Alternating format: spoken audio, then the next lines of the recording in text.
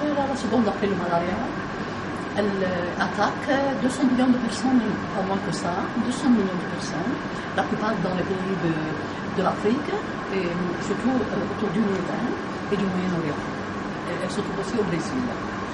Il y a plusieurs espèces, dont une, la japonaise, elle se trouve à l'attaque aussi des gens qui travaillent près des fleuves, aux Philippines, même et en Chine. Elle était au Japon, mais on a pu la faire disparaître.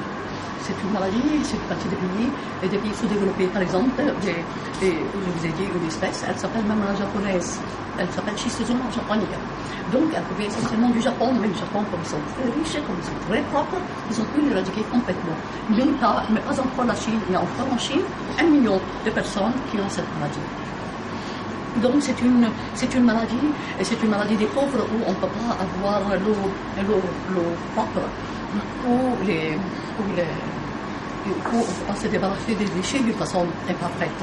Ce sont des maladies de pauvres et surtout de personnes qui vivent dans la région rurale et qui travaillent dans la terre. Notre ministre de la Santé, qui ne s'occupe pas du tout de la bilharziose, qui dénie qu'elle existe en Égypte, ce qui est tout à fait faux, bien entendu. Il a dit, Dieu merci, nous n'avons dépensé que 200 millions de dollars seulement. Alors qu'il ne s'occupe pas du tout de la bilharziose, qui peut-être maintenant, si on ne pas bien, peut-être qu'elle infecte maintenant de 10 à 30% des Égyptiens, surtout les pauvres, ceux qui travaillent dans le village. Le World Health Organization ne s'occupe plus intéressé, n'est pas du tout intéressé au vaccin à la bilharziose. Et ça, il s'était écrit noir sur blanc. C'est impossible que les plus grandes personnalités de l'Organisation mondiale de la santé disent on ne s'occupe plus du vaccin contre la schistosome. C'est difficile à lire. Alors qu'ils s'occupent beaucoup des médicaments contre cette maladie. On dirait des agents de l'industrie pharmaceutique. Je me suis bien mise en tête de faire tous les efforts possibles pour trouver un vaccin contre cette maladie. Donc c'est très difficile, mais nous avons fait des pas importants vers la découverte de ce vaccin qui tend à éliminer complètement le parasite du globe, de la face de la Terre, et on a fait des progrès.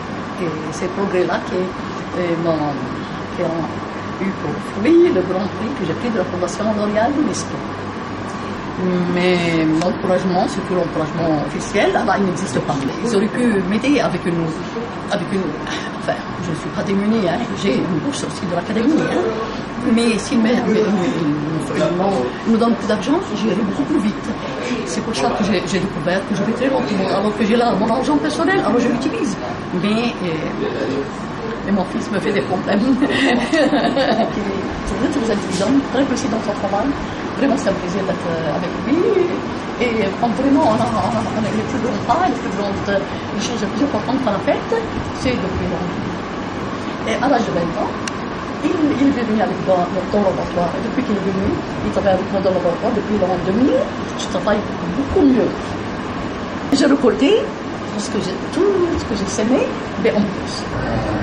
الدكتورة رشيد فرح بيدي وقد أنا مساعد الأول كمان في العمل بقالي 10 سنين بشتغل معاها. بالنسبة للدكتورة وفي نفس الوقت هي أستاذتي فهي بتلعب دور بشكل جميل جدا وأنا سعيد بصراحة. بس احنا متعودين كتير قوي ان احنا بنتناقش في حاجات ساعات بيبقى عندنا وجهات نظر مختلفة ده حقيقي فبنتناقش بقوة يعني بس هو في نقطة ان احنا شخصياتنا مختلفة عن بعض ده حقيقي فساعات كتير قوي حتى في التعاملات الخارجية ساعات بنختلف تماما على طريقة التعامل لا بتبقى مشكلة ساعات يعني انا ما اظنش ان ممكن نلاقي علماء في مصر ممكن يتعدوا على صابع الايد ان هم لغايه دلوقتي بيعلموا الطلبه بتوعهم how to plan the work يعني ازاي يخططوا اصلا للاكسبيرمنت ازاي يخططوا للشغل لو في بروبلم واقفه في النص هتلاقيه جنبك بيحللك البروبلم فدي حاجه مش قليله دي حاجه كبيره جدا. Il y a beaucoup de problèmes en Égypte, mais un problème qui n'existe pas vraiment, c'est l'exclamation contre la femme dans la science. Il y a un seul problème qui n'existe pas.